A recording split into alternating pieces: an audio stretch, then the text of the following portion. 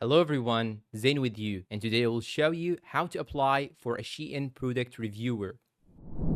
Now first, you'll have to sign up in Shein. After that, you'll have to go and open the application. And now you will have to choose Me option on the bottom right side, and it will navigate you through this page. Now go and click on Free Trial Center, and after that here you can see all the products that you can actually try. So here, as you can see, it tells you that it will cost you $0. Simply click on Free Trial on any one of these products, and once you click on Free Trial, you will be able to choose the size, the color, and any other variation. And the good thing is that you can actually apply for up to 3 items a week. So this will be so useful. Now once you choose the size and the variation, it will ask you to add your address. You can use this GPS to add your address or add it manually. And after that, it will show you here this message. Simply click on OK. And if you want to check all the products that you have tried before, you can simply go to Free Trial Center. So here I have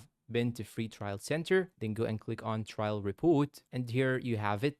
You have your applications. These are the products that you applied for. And here you have your reports. And that's all for today. Please support us with like and subscribe, and see you in a new tutorial video.